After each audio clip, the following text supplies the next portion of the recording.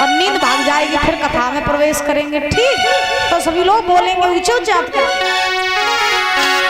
बंसी बजाए बिल्ला ले लो सवरिया, बंसी बजाए बिल्ला ले लो सवरिया।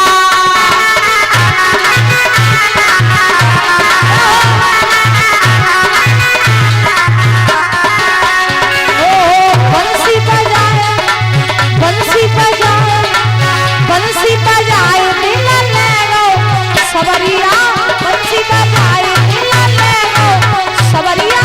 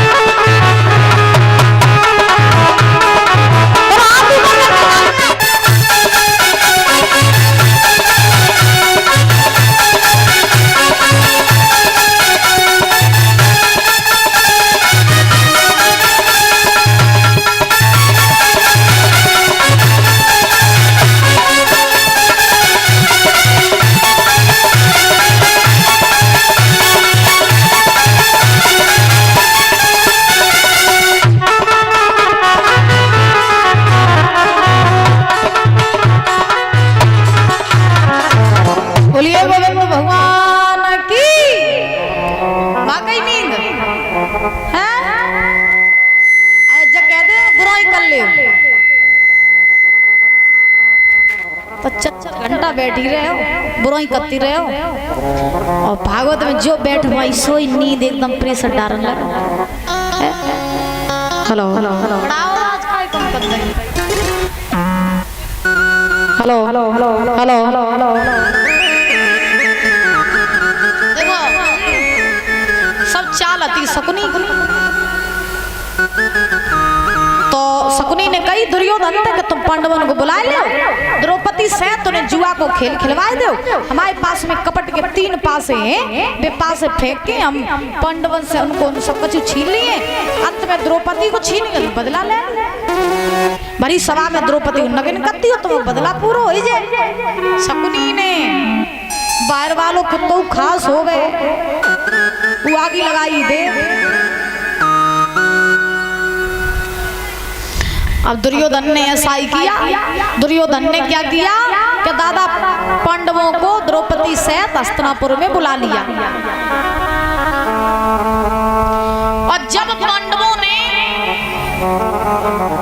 पांडव द्रौपदी सहित हस्तिनापुर में आए, दुर्योधन ने जब बुलाया तो द्रौपदी द्रौपदी को छोड़ दिया भानुमति के पास, जो दुर्योधन की पत्नी थी उनके पास द्रौपदी को छोड़ दिया।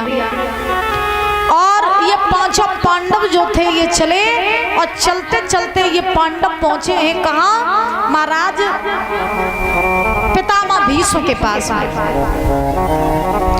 सूत जी महाराज समझा रहे हैं, जब पांडव पितामह के पास पहुंचे तो पितामह ने पांडवों को देखा तो पूछा, बोले धर्मराज तुम यहाँ क्या कर रहे हो? तो धर्मराज युधिष्ठिर ने कहा, बाबा मुझे भैया दुर्योधन ने बुलाया है, हम इसलिए आए हैं। अच्छा, पितामह जानते थे कि दुर्योधन ने जो है कपट का जाल बिछा करके पांडवों को बुलाया है, ये बात जानते थे महाराज पितामह। तो पितामह ने धर्मराज से कही, लला तुम आए तो गए हो, लेकिन यहाँ से बच के जाना बहुत मुश्किल है, क्योंकि दुर्योधन ने तुम्हें यहाँ कपट का जाल बिछा करके बुलाया है। तो तुम आ तो गए हो लेकिन बच के नहीं जा पाओगे। और अबे मेरी बात मानो तो तुम अबे दुर्योधन के डिंगा तक पहुंचे नहीं हो, तुम अबे मेरे ही डिंगा तक आए पाए। तुम ऐसा करो, तुम अबे लौट जाओ, अबे बहुत समय है, क्योंकि तुम्हें नहीं मालूम है क्या? तुम सुनो लला मेरी बात, और फंसे चांदाल चौकड़ी में आए के, वो तुम सुनो लला मेरी बात, फंसे चांदाल चौकड़ी में आए के।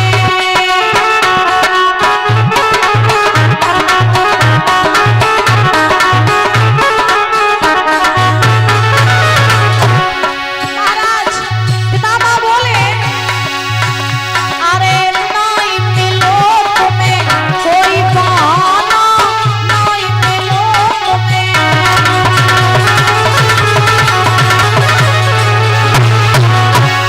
एक तुमको लला यहाँ नहीं आना, तुमको लला।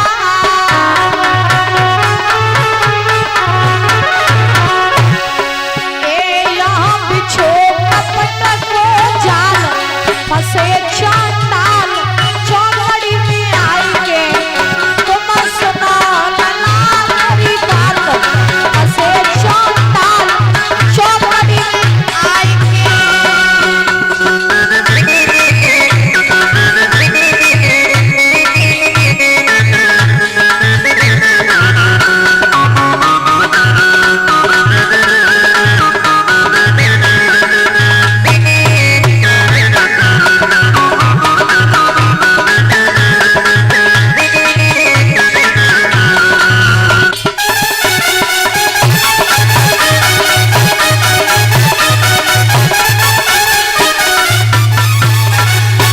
आज क्या हुआ? आज महाराज पितामह ने कहा, लला लौट जाओ। लपट लग रही, लपट है? पितामह ने कहा लौट जाओ, ना तो बहुत पछते पांडवन तक कही। पितामह बोले, तुम्हारे कपट को जाल बिछो है, तुम में फंसी आई हो और तुम बर्बाद हो जाओ। लला ऐसे बर्बाद हो जो तुम फिर कहूँ कहीं नहीं रही हो। मान लो पूत मेरो बछड़ा, लौट जा लला, लौट जा। धर्मराज बोले, ना बुलाओ भैया, रो जाइए जरूर। अब बाबा अगर तुम जब बात कह रहे हो कि मेरो भैया दुर्योधन मेरो बुरो चाह रहो है, तब वो मेरो बुरो चाह रहो तब वो बाको कर्म है, लेकिन हम अपने भैया को भलो चाह रहे तो जो हम धर्म है। एक बात बताएं आपको, धर्मराज युधिष्ठिर की अगर वो बात हम सब अपने जीवन में अपना लें तो वास्तव में हमारा दुश्मन भी दुश्मन ना रहे। कौन सी बात?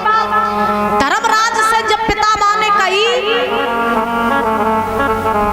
जब महाराज धर्मराज ने पितामह से कही कि बाबा अगर मेरा भैया मेरा बुरा चाहता है तो कोई बात नहीं, वो मेरा बुरा चाहे, लेकिन मैं अपने मन अपनी बाड़ी से अपने शरीर से ना उसका बुरा चाहूंगा और ना उसका कभी बुरा हम करेंगे, कुछ भी हो जाए, क्योंकि जो जैसा करेगा वो वैसा करेगा। तुम अगर किसी का बुरा करोगे तो भगवान कभी तुम्हारे साथ अच्छा नहीं होने देंगे, और तुम अगर अगर किसी के साथ अच्छा करोगे तो भगवान जो है तुम्हारे साथ कभी बुरा होने नहीं देंगे। बोलो राधे राधे।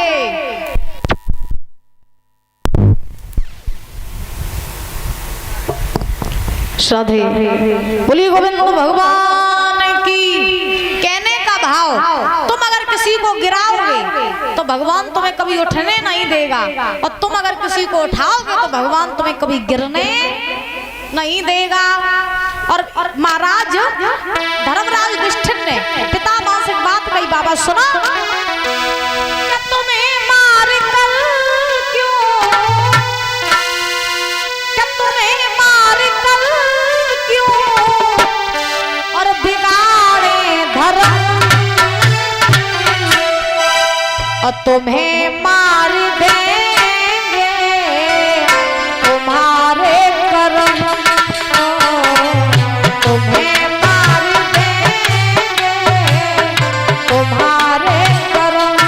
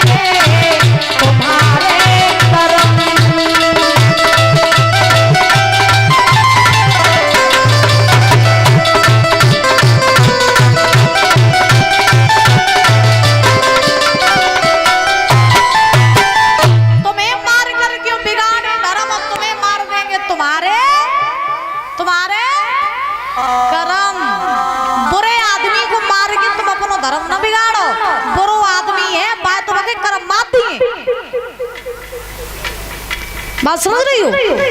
इंसान वही है जो सपने में भी कभी अपने दुश्मन का भी बुरा ना चाहे। एक बात और हम आपको बता दें, खास तौर पे ये आदतें माताओं के भीतर कूट कूट के भरी होती हैं। जैसे इनकी कहूँ तो लड़ाई बढ़ाई हो जावे ना पड़ोसी अड़ोसी थे, तो इनकी लड़ाई बढ़ाई हो जावे तो पहले तो जो लड़ाई कर ली है खूब तगड़ी वाली, और खूब बगी ठडरी बांधती है, खूब बको सत्यानाश कर दी, सब कर दी लड़ाई वाले दिन। फिर इन्हें चैन नहीं पड़ी, फिर दूसरे दिन जे महाराज द्वार ठाड़ी हो जाए, काम करती जाए और बको सत्यानाश ही करती जाए। ठडरी बांधे तेरी औलाद मरे, तेरे सत्यानाश होए, पापी तू वो तो लड़ा ना हुआ तो दुश्मन, तू कौन एक्सीडेंट में मरे। जे माताओं के मुख से हमने सुना है, और डुकरियां देख बूढ़ी बूढ़ी डुकरियां, ते सत्यानाश से पापी तू मत जाते रे कड़ी खाए। तुम्हारे गाड़ी दई जात करे कड़ी खाए। हाँ, तो कहने का भाव देखो, हम जैसा सोचते रहते हैं ना, हम जैसा सोचते रहते हैं तो वैसी चीजें हमारे साथ घटित होती रहती हैं। वो कहते हैं ना कि दूसरों के लिए गड्ढा खोदोगे तो खुद ही उसमें गिरोगे। तुम्हारा कितना भी बड़ा दुश्मन क्यों ना हो, लेकिन तुम उसके लिए गड्ढा न खोदो, तुम बाको बुरो न करो। क्यों? तुम लाठी मारोगे तो उसमें आवाज होगी, लेकिन वो जब लाठी मारेगा तो उसमें आवाज नहीं हुई है। और जब आप मेरी ध्यान में सुन लियो, तुम अगर कल को बुरो करियो तो भगवान तुम्हारे संगे बुरो करिए करिए। तुम कल की बुराई करती हो तो तुम्हें जल लगत है कि बाकी बुराई कर रही तो बको बुरो हो जाइए। तुम बाको बुरो नहीं कर पाए, लेकिन तुम खुद को जरूर बुरो कर लियो। तो वही तो कही जात, जो जैसो कर रहा है ताय कन्न देव। तुम दुश्मन है, तुम तो लड़के चलो जाए, लेकिन वो बुरो न चाहो न बुरो करो। बात समझ में आ रही है? माने सुनाई माने। अरे अम्मा मानन लगा तो लड़ाई काई हो गई है, मानती तो नहीं जई तो वाह, मानन लगा तो सब बड़ी हो जाए। बुरे आदमी को सब दुनिया बुरी दिखाई दे और अच्छे आदमी को सब दुनिया अच्छी दिखाई दे। लोग कहते हैं कि जमाना बुरा है, लेकिन हम कहते हैं कि हम सब बुरे हैं। जमाना किससे है? हम ना होते, हम और आप ना होते तो जमाना होता? क्यों बाबा? हम सब ना होते तो जमाना होता?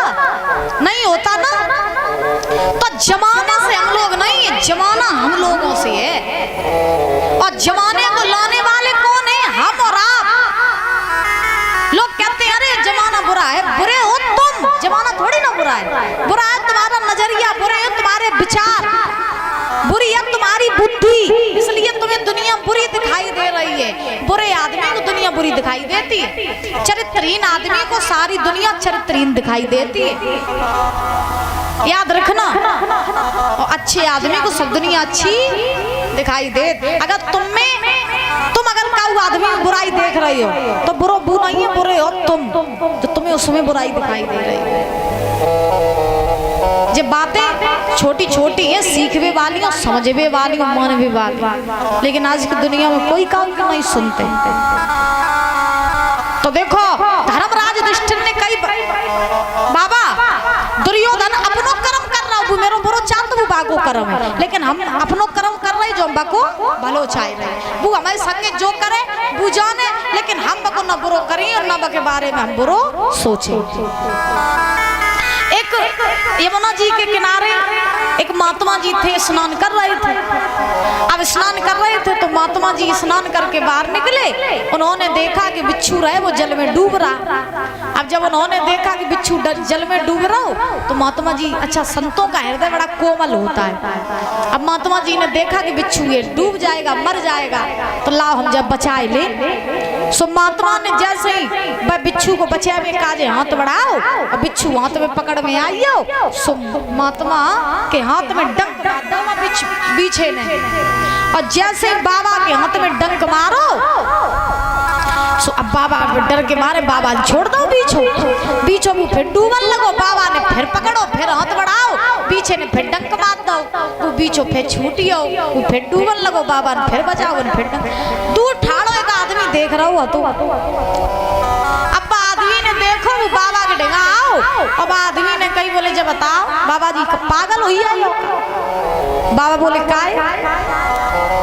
आदमी कौन लगो जब बताओ, हम बहुत देर तक देख रहे क्या जो बिच्छू डूब रहा हो तुम जब बचात हो, जो बिच्छू तुम्हें डंक मार दे तो तुम काय मरे जा रहे हो? जो मर रहा हो तो जब मर जान दे, और तुम ऐसे ही जब बचात रही हो जो तुम्हें डंक मार रही हो तो तुम और मत जाओ जहर के मारे। मर रहा हो सो मत जाओ, काय मरे जा तो। बाबा जी को लगे लला पागल हम नहीं, पागल तुम हो। अब आदमी के शरीर में अरे तुम क्या कह रहे हो, मुझे पागल बता रहे हो? तुम हम तो भलो करना है, तुम वही पागल बता रहे हो। बाबा जी कहने लगे तुम पागल नहीं और का हो? लिखा है बाबा जी ने कही जब बताओ क्या बिच्छू को तो स्वभाव है डंक मारवे को, बिच्छू को तो काम ही है डंक मारवे को, तब वो अपनो काम कर रहा हो। अब मेरो काम है बचावे को, तो हम अपनो काम कर रहे हैं। बोले राधे राधे। जब वो नेक सो बीछो अपनो स्वभाव नहीं छोड़ रहा हो तो हम अपनो स्वभाव नहीं छोड़ दे। वो अपनो कर्म कर रहा हो, हम अपनो अब पीछे वाली बात नहीं कर रहे हैं। आदमी के रूप में जिंदा पीछे घूम रहे हैं, जिंदा आदमी के रूप में घूम रहे हैं। बिच्छू कौन है? बिच्छू वही है जो दूसरों का बुरा चाहता है। बिच्छू वही है जो दूसरों के लिए बुरा बोलता है, बुरा सोचता है। वो बिच्छू के ही समान आदमी होता है, वो डंक मारने के ही समान उसका स्वभाव होता है। ठीक है ना? तो जो जैसा होता है वो वैसा ही रहता है, फिर चाहे आप उसे लाख बदलने की कोशिश क्यों ना कर लेना। तो अगर दूसरों आदमी अपना स्वभाव नहीं छोड़ रहा हो तो तुम अपना भी स्वभाव मत छोड़ो। मूर्ख आदमी अपनी मूर्खता नहीं छोड़ रहा हो तो तुम विद्वान हो कि अपनी विद्वानता न छोड़ो। बोलो बंसी वाले की। कथा समझ में आ रही है? तो दुर्योधन यही बात युधिष्ठिर ने कही, बोले हम बुरो नहीं चाहिए। तो ये पांचों पांडव जो थे ये चले हैं, दुर्योधन की सभा में पहुंचे। अब दुर्योधन ने पांडवों को आता हुआ देखा, आसन लगा लिया, दुर्योधन ने बैठाया, पांडवों का बड़ा सम्मान।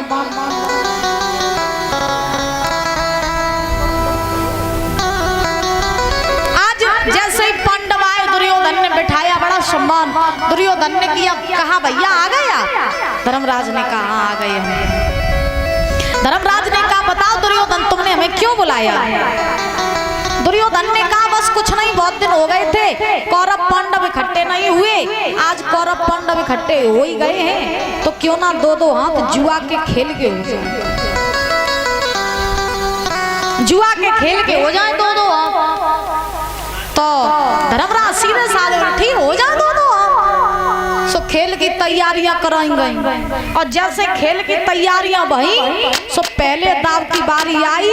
अब पांडव एक तरफ, दुर्योधन की तरफ शकुनी, खेल प्रारंभ हुआ। और जब पहले दाव की बारी आई तो हुआ क्या? पहले दाव में धर्मराज युधिष्ठिर ने क्या लगाया, ध्यान से सुनना। आरे प्रथम दाव में धर्मराज ने बड़ी मालऊ ददा लगाई।